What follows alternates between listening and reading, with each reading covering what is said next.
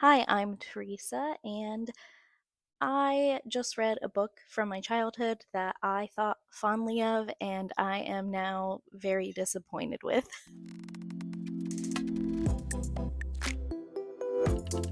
I look, very businessy. I hate my hair right now, but whatever. So, I read a book called Heir Apparent, which is a book by Vivian Van Velde. It's about a girl who becomes trapped in a looping virtual reality video game that is like a fantasy RPG. The book was published in 2002, so has been over 20 years. I was,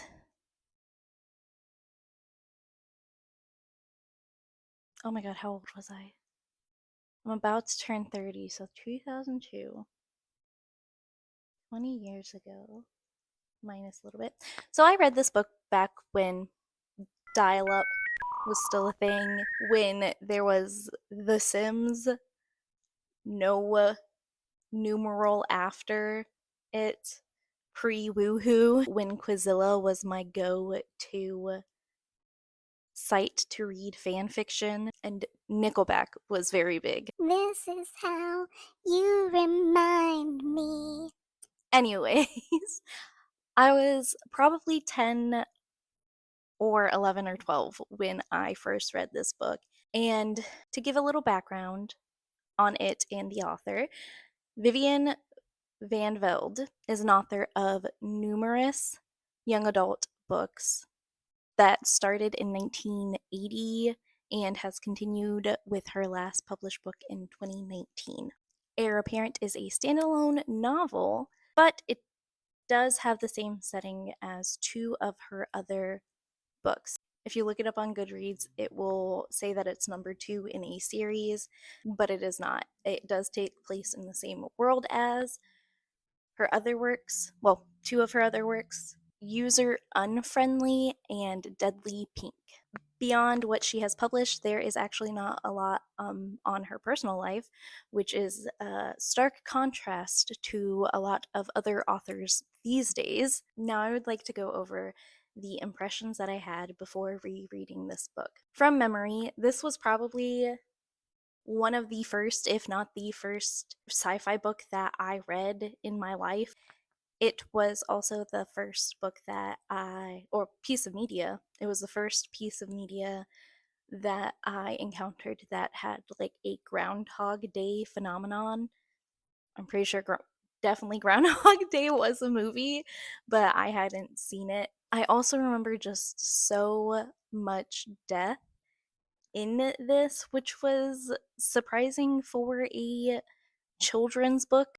Like I said, I was 10, 11, 12 when I read this book, so I was in about 5th or 6th grade. And like I said, I remember really liking it. The mix of fantasy and sci fi was so appealing to me. And I noted that I thought that I would like this more as an adult. I thought I would have more appreciation for it now that I read almost exclusively sci-fi fantasy, more fantasy than sci-fi. I thought I would appreciate aspects that I didn't understand back then. And I also thought the prominence of virtual reality and AI today would color my reading experience this time around. It sure did, but well, actually it didn't.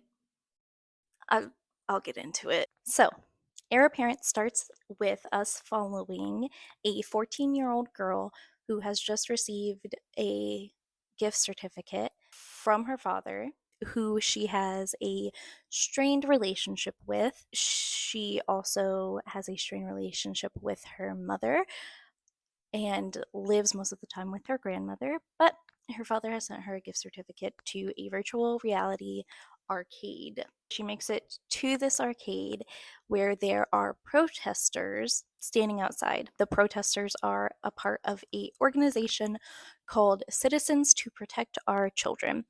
She walks past these protesters into the virtual reality arcade and gets strapped into a game called Heir Apparent, where she takes the role of a poor girl who finds out that she is a princess and that the recently deceased king has named her his successor. But it's not as easy as it would seem to take her place as the new ruler. Before she gets crowned, she has to figure out who is her ally, deal with a few of the kingdom's problems, and not get killed by a bunch of things. If she is killed, her gameplay starts over, but things go wrong when the CPOC protesters break into the arcade and damage the equipment while she is still in the game, which short circuits it in a way to where she has to win the game, and if she doesn't in a certain amount of time, then she will die in real life.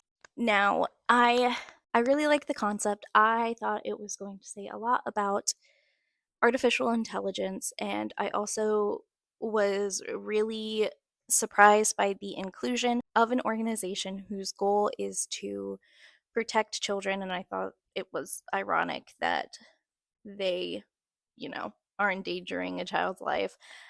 I pleasantly surprised by the setup of it, where I was just like, okay, this is going good. But I did note that this book could alternatively be titled "The Most Annoying Game of D&D Anyone Has Ever Recapped to You." I will say this book is probably my first introduction to an unlikable character, and I do have unlikable characters who are some of my favorite characters. This was not one of them.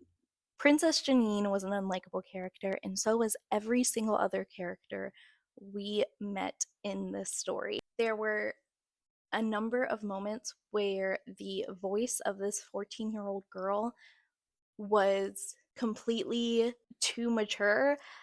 There were things that she knows what a lawsuit is, she knows what OSHA safety regulations are, but she doesn't know what her mom does for her job. One such quote where I felt the voice was very discongruent with a 14-year-old was, "I don't like to play role playing games with people I don't know. And besides, I figured an eighth grade girl with a seventh grader's figure probably wasn't exactly what they were hoping for either." I I don't know. That's just not a way that I feel like a child thinks of themselves in such terms. There's a moment where she meets another girl, woman, I don't know. They actually do not give an age to this character. She flirts with two of the princes, one who is around Princess Janine's age of 14, and the other who is like 18, 19. So I don't fucking know what's going on there. But this 14-year-old describes this other woman's figure as a Barbie doll figure that defied gravity. I don't know what that means. I don't know if they're talking about the woman's boobs or butt. I would just like some contextualization. And also, I don't think that that is how a 14-year-old would describe another person. I do think that I would know her age, though. She notes how she doesn't look like a cover girl, which, again, you're 14, you're a child. Of course, you don't look like a cover girl. So, those are just a couple of things where I was just like, this is not a 14-year-old girl. And please stop. One of the issues that Princess Janine has to deal with before becoming king is the barbarians to the north who are threatening to attack the kingdom. I have an issue with the use of barbarian here because I just don't know what it means in this context. Usually, barbarian is used in derogatory terms to describe a people of a civilization that you believe is less than your own. So I have a issue with barbarian in general, but I have particular issue with the barbarians in this book because Princess Janine is captured by them, and when they speak, they have an accent that the author has decided to write sounds sort of Jamaican, but not. And then she proceeds to write the dialogue how she would assume a Jamaican person would write such dialogue. Stylistically, this would not be a issue if you are of that area, if you are of that culture, if you are of a particular race, but this is a white woman. I don't think she has any business writing a Jamaican accent, especially for it just being to differentiate these barbarians from this kingdom. I It felt icky and it felt racist. There was also instances for some reason of where they allude to the character in the game. The character's mom was a servant of the king who he fell in love with. He offered her ring, a magic ring that compelled her to take the ring and also compelled her to have relations with this man. Are you kidding me? But don't worry, they do mention that this virtual reality game won't harm paying customers. Well, they will harm paying customers. They literally have their characters killed, but they won't have any sexual harassment of any kind in the game. So when Princess Janine is captured by barbarians, she doesn't have to worry about anything like that happening to her. It's the small things. This is a children's book. I wouldn't expect any sort of romance in this book. The main character does choose the virtual reality game because it has good looking guys in it. Those good looking guys are the princes. Those good looking guys in the game are her half siblings. And I was just like, okay, she thinks they're good looking. Ew, but nothing's gonna happen. What in the Cassandra Clare? Why in the Cassandra Clare did the author keep mentioning how hot the main character found her half brother? I hated it. There was a passage where the author writes, and then he gave me that grin, even under the best circumstances, made my knees weak. I don't like how that sentence is written. Anyways, thank you, I managed to whisper. You're welcome. Too bad he was my half brother. Too bad he wasn't real. Don't you have to worry about, I don't know, not dying? I wrote in a note on my Kindle, no thank you, Cassandra Clare. They have the other girl of indeterminable age sitting on her half brother's lap, and she thinks, not that I would sit on his lap, not unless, of course, he asked me. That's your half brother. Your half brother. Stop. But don't worry. It's okay that she has these weird feelings for her half brother. It's only a game, right? Whatever. She does still get her, she gets her cake and gets to eat it too because the developer of this game is a 16-year-old boy. And the prince that she had a crush on, who was her half brother, was modeled after the developer of the game. So, yay. And then we get into the fat phobia. I've forgotten how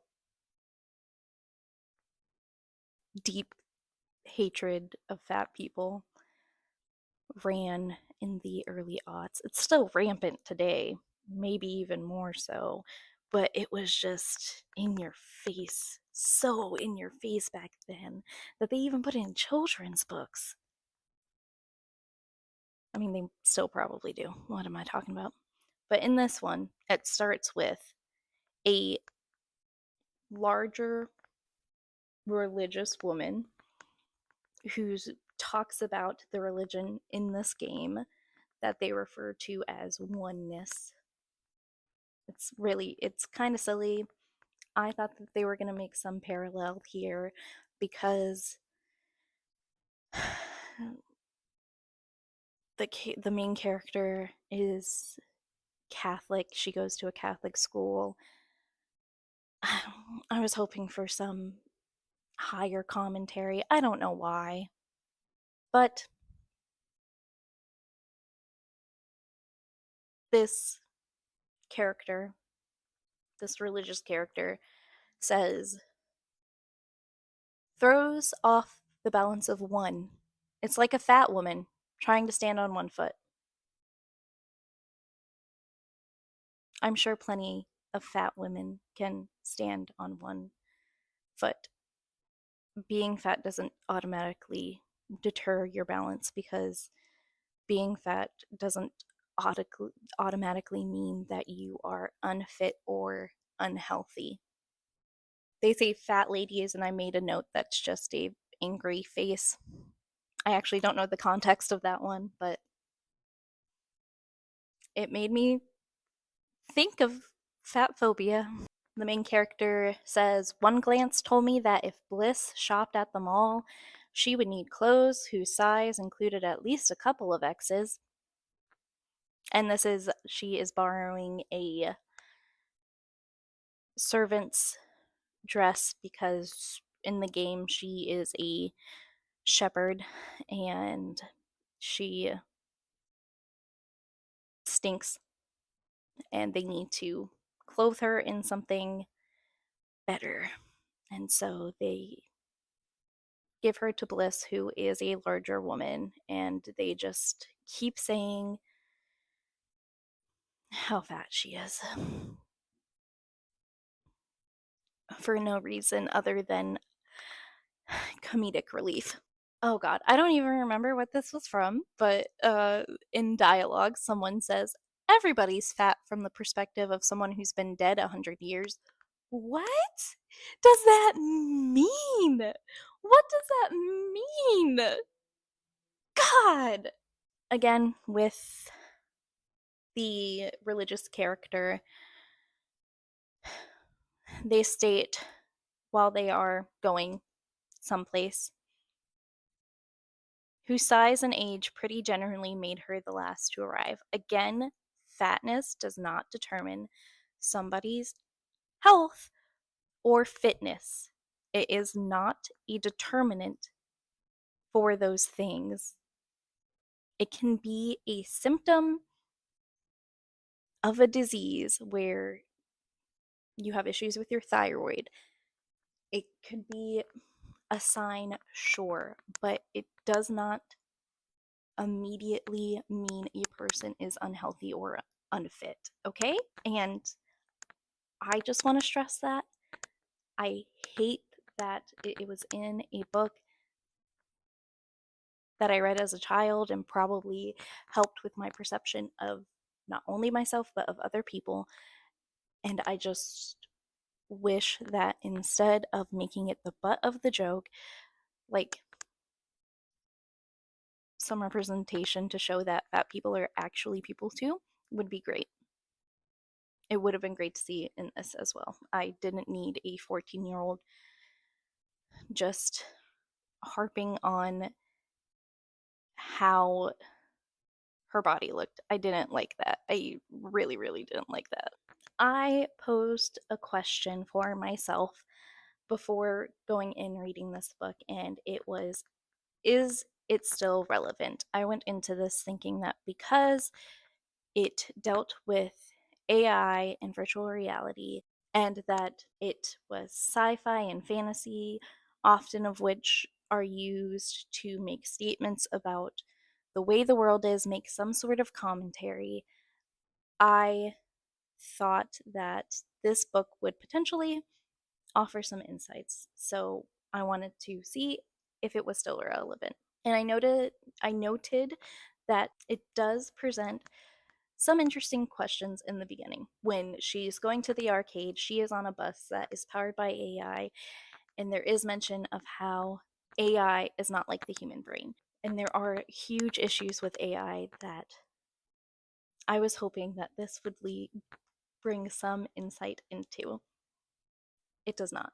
It doesn't follow through with any of the interesting things that it sets up in the beginning, and instead just tells the most repetitive story that I have ever read. I get that it's a Groundhog Day looping video game, but there were too many times where we revisited in scene things that could have been summarized really, really quickly, and then moved on to larger plot points, revisited things that had to do with the CPOC protesters, make some bigger sort of statement. There could have been just so much more done with this book. Like, the premise is kind of interesting, but it is just bogged down by just unnecessary shit that makes it so unenjoyable. I ended up at like the 60% mark, just skimming to the end because nothing happens. I could not tell you why the author wrote this book. It was just really, really disappointing. I was really hoping to have fond memories of this book, but I've actually ruined all of the fond memories that I had. I would not recommend this book. It's not relevant. It's full of just harmful stuff in just the smallest ways. But because there's no point and because it does have that stuff in it, I couldn't recommend it to anyone. Yeah, that's gonna be it for this. I'll talk to you guys later. Um, Please like, comment, subscribe. Bye.